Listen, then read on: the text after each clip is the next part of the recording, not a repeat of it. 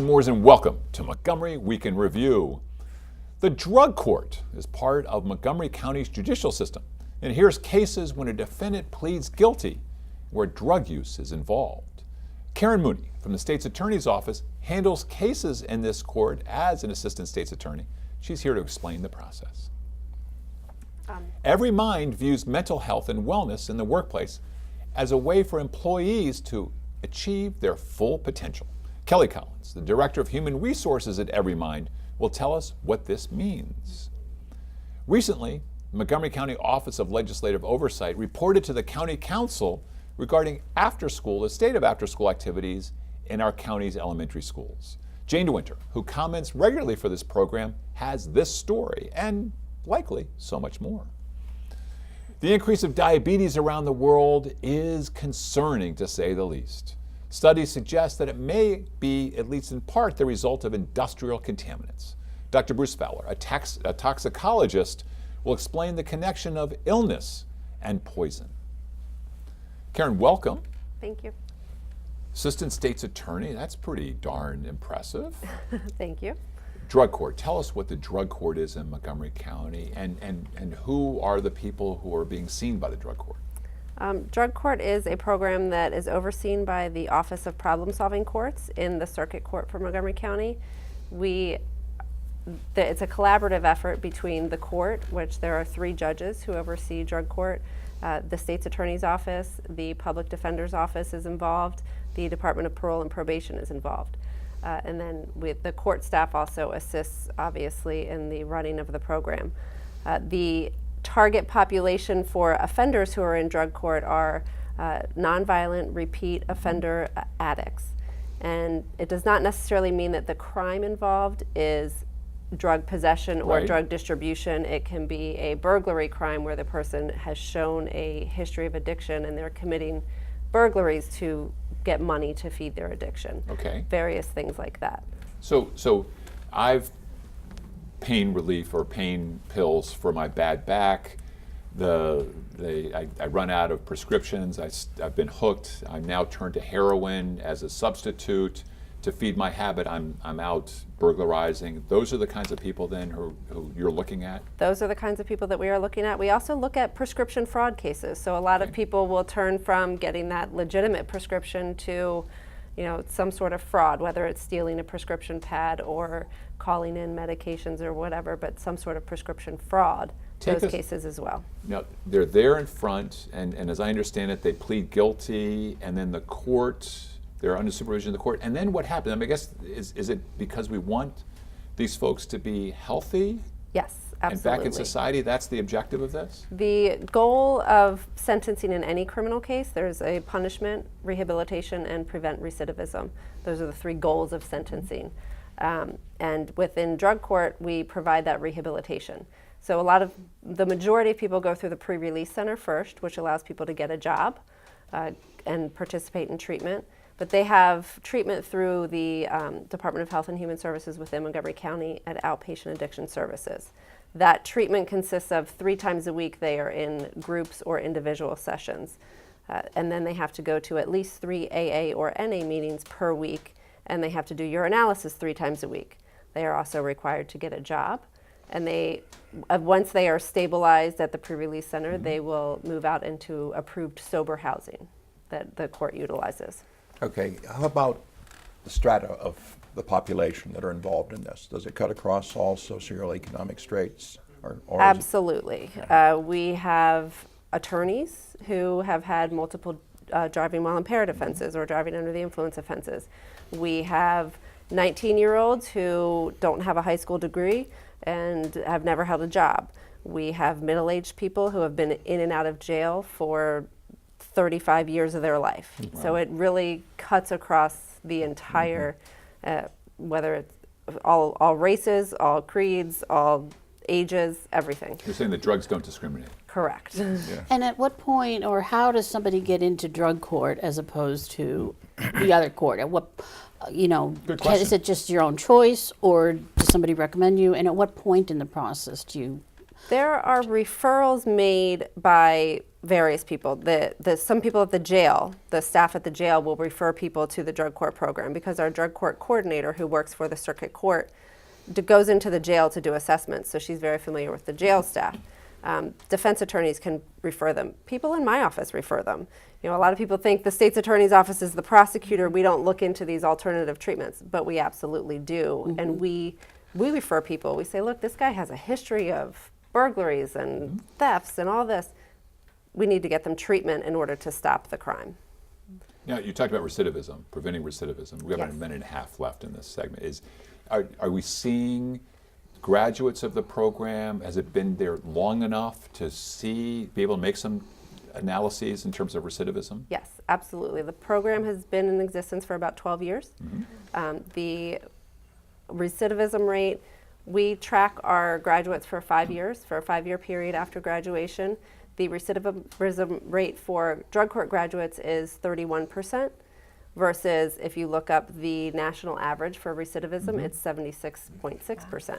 So it definitely cuts down on the recidivism.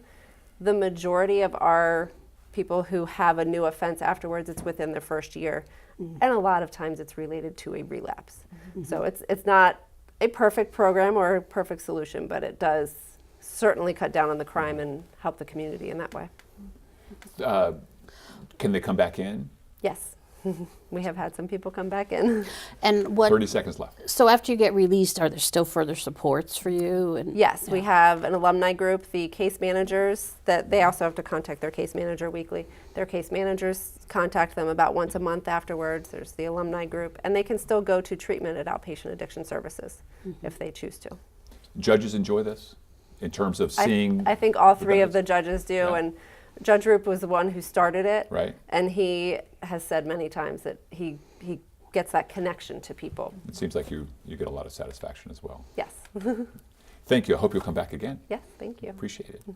Kelly Counts from Every Mind. As we remind folks, this used to be the Montgomery Mental Health Association. Mental Health Association of Montgomery County. And so Every Mind, you're director of HR Correct. there, and we're talking about mental health in the workplace. So tell us Right. tell us a little bit about this. So healthy employees, their health and well-being, they spend a lot of time at work, right? We're there for. I think too much time. Work is Maybe. so overrated, Kelly. I don't know if you know might this. have the answer to what we're looking for.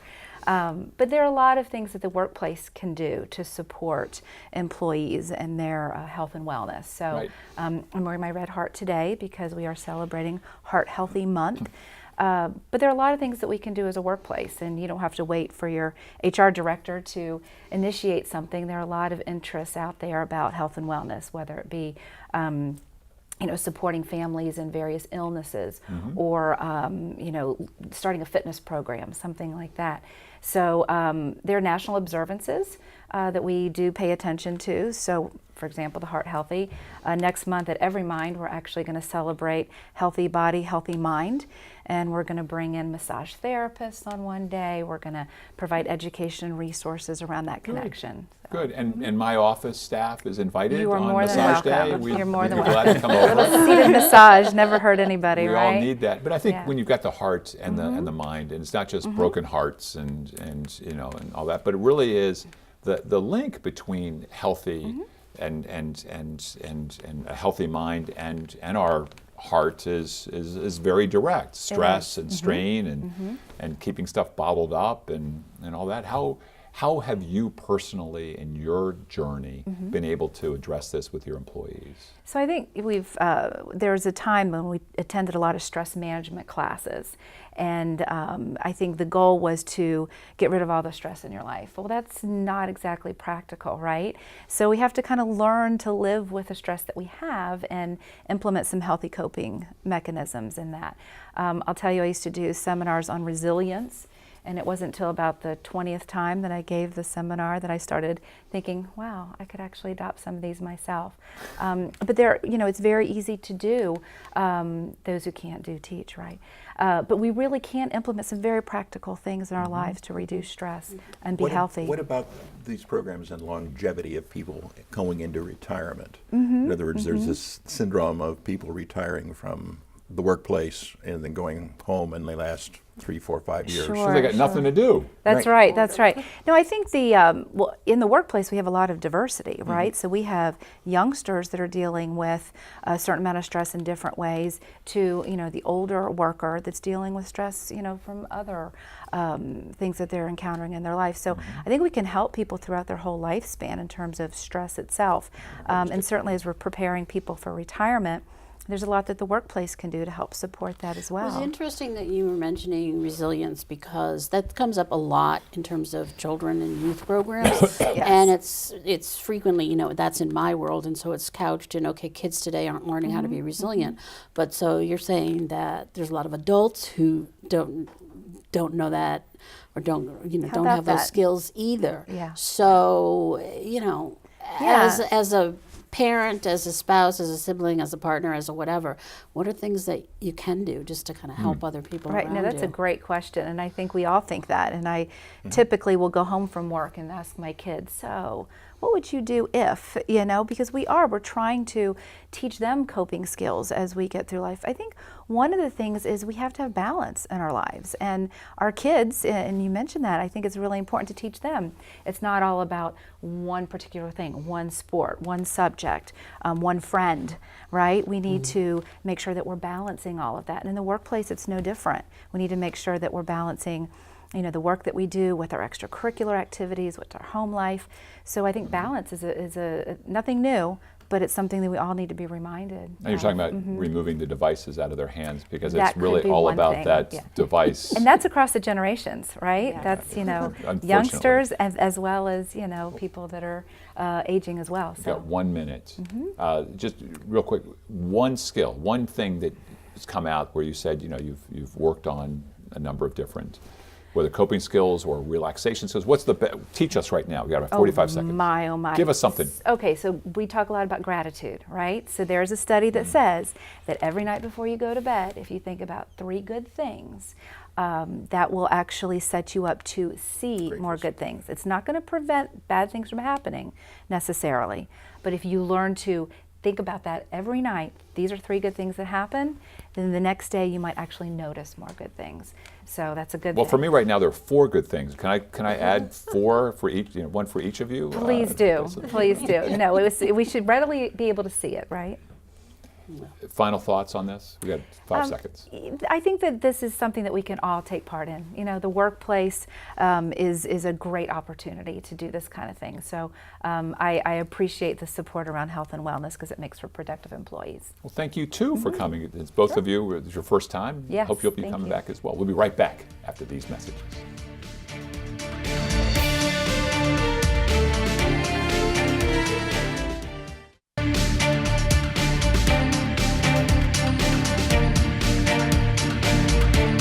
And we're back.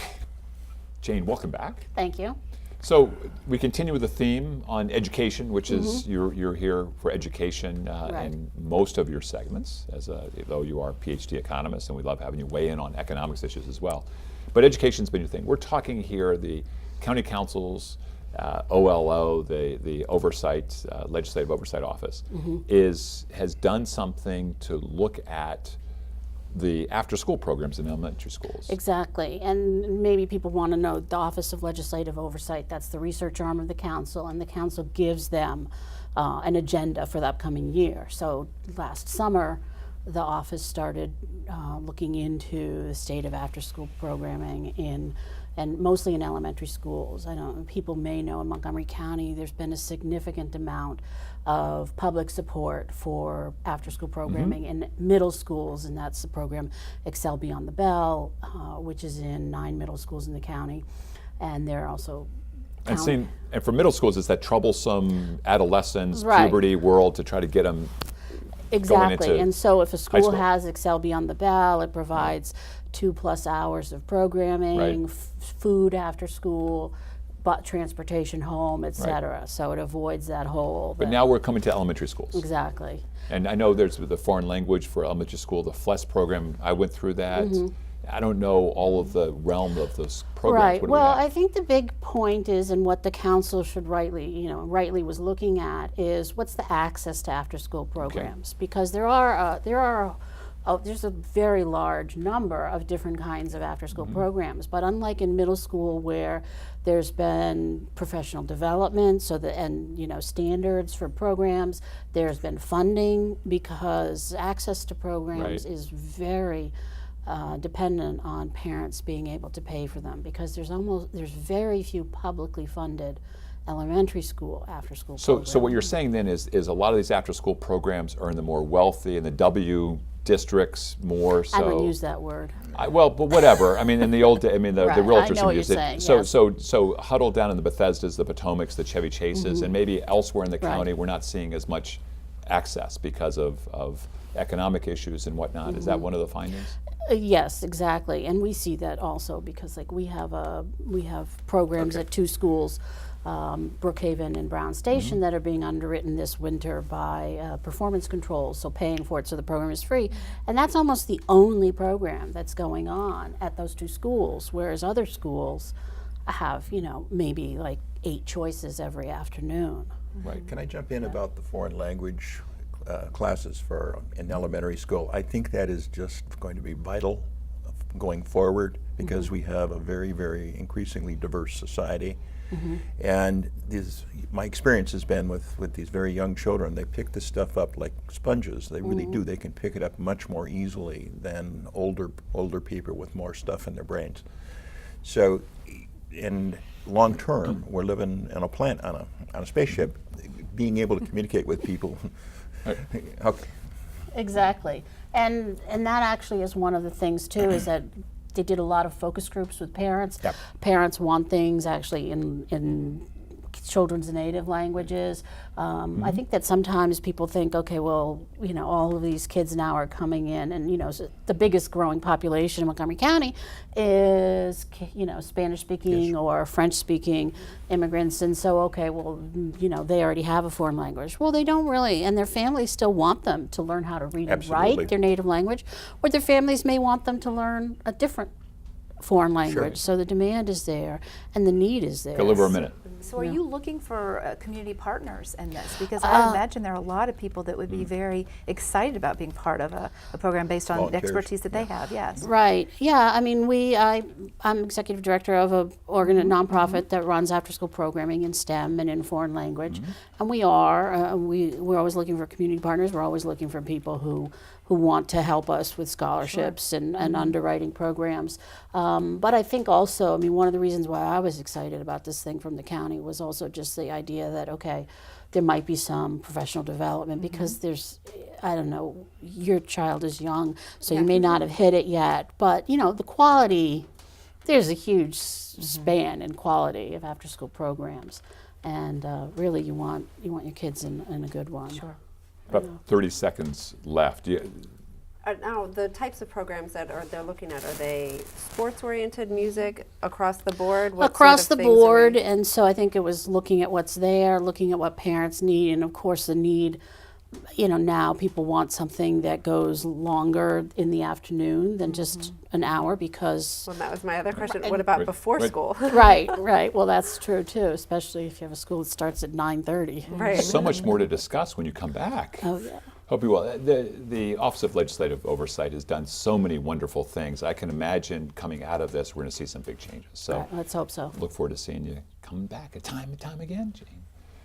Dr. Bruce Fowler, I think before we start that, I want to say congratulations. Our fellow Fulbright alums, including me, we elected you as the newest member of our board of directors. So thank you for taking on the challenge. Happy to be there.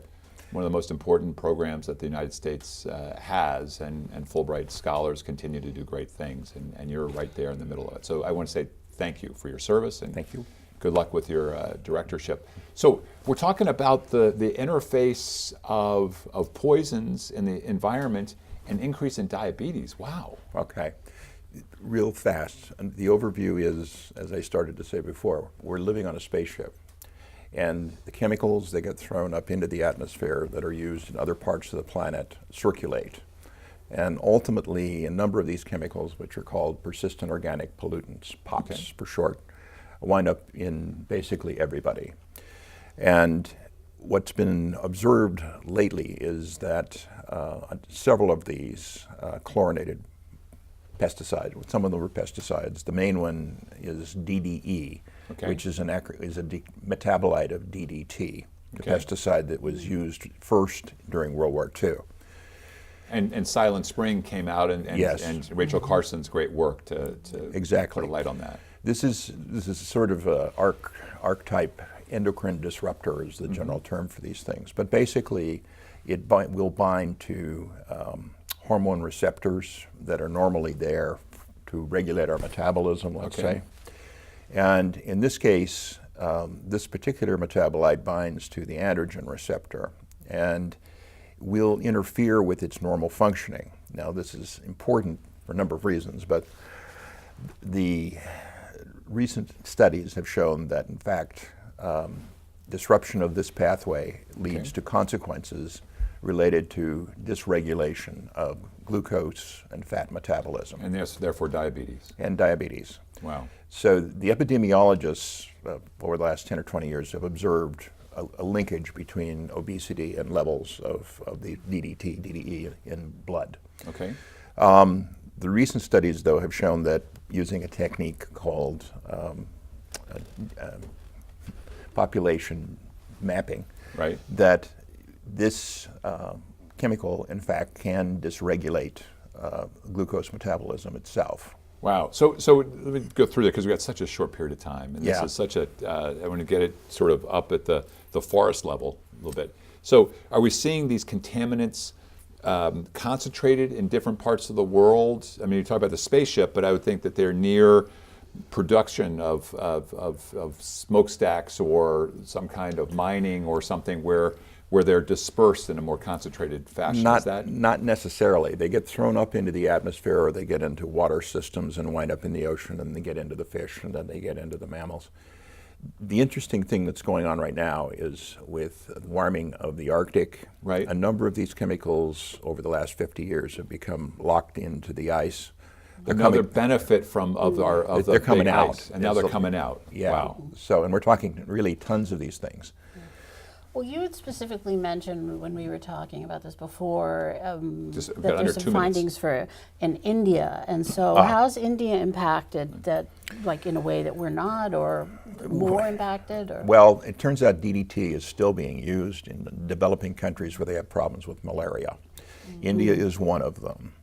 But other countries like China and a number of the Pacific Islands and Maldives and another Maldives, place. yeah, but not Mauritius, where I was a Fulbright scholar. No, you're in the clear. Okay, thank goodness. Okay. This is showing up in the food chain, but in some of these places, like the Marshall Islands, the incidence of type 2 diabetes is 35%. Okay, in this country it's about 8.5%, but in India and China, it's much higher than that. So as I was hearing about this before, and I want to, these folks have kids who are smaller, younger than mine, and maybe there's some issues here. We've got less than a minute now. Is it? I think about diabetes. I was thinking maybe it's going down a path where people are less mobile. They're more sedentary, and that's sort of the advent. But you're saying on the environmental causes are just as bad, or And they operate 24/7. And the other thing to say about these chemicals is they do get across the placenta. So the unborn fetus is in fact exposed in utero. They don't even have to eat anything. And this is very disturbing because it leads to altered imprinting is what it's called. and so in 20 terms seconds. of We've so 20 if, seconds left. if this stuff was locked in the ice and now it's getting released, and that's not fake news. Quick. What can we do? Like if there are these chemicals would exist, what can you do to permanently 3 words. pull them out? That's it. We've got to go. We have to stop it. Okay. Thank you. That's the last word. You all, wow. We need to talk about this topic more, but we don't have time here. Thank you all. Thank the two of you for coming your first time. Thank you for joining me. And thank all of you in the viewing audience for joining us for this week's edition of Montgomery Week in Review. I'm Don Moores, inviting you to please join us next week at this very